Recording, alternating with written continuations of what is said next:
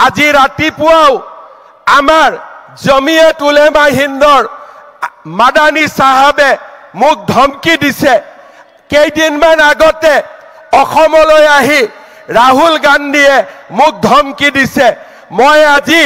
মাদানী আৰু ৰাহুল গান্ধীক এটাই কথা ক'ব খোজো আপোনালোকে যিমানে মোক ধমকি দিব অসমক আপোনালোকে যিমানে ধমকি দিব চেষ্টা কৰিব অসমে লাচিতৰ হেংদান আকৌ এবাৰ হাতত তুলি ল'ব আৰু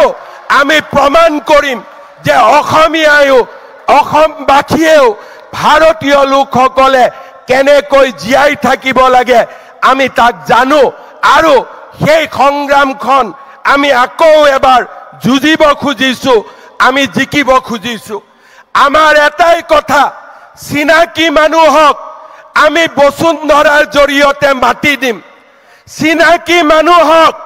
আমি বসুন্ধৰাৰ জৰিয়তে মাতি দিম আৰু অচিনাকি মানুহৰ পৰা এক টুকুৰ মাটি কাঢ়ি ননালৈকে আমি ক্ষান্ত হৈ বহি নাথাকিম চিনাকিক মাতি দিম অচিনাকি মানুহৰ পৰা এক টুকুৰা মাটি কাঢ়ি নানালৈকেও আমি ক্ষান্ত হৈ বহি নাথাকিম মই ৰাহুল গান্ধী আৰু মাদানীক চ্যালেঞ্জ কৰি ক'ব খুজিছো সাহস আছে যদি অসমীয়াৰ লগত যুঁজি চাওক অসমীয়াৰ লগত এইবাৰ যুঁজি চাওক অসমীয়া জাগিছে আৰু এই জাতিটোক আপোনালোকে এতিয়া ধৰি ৰাখিব নোৱাৰে শেষ বিন্দু বুকুৰ তেজ থাকালৈকে আমি যুঁজিম আৰু অকল আমি যুঁজিমেই এনে নহয় আমি জিকিম এই হৈছে আমাৰ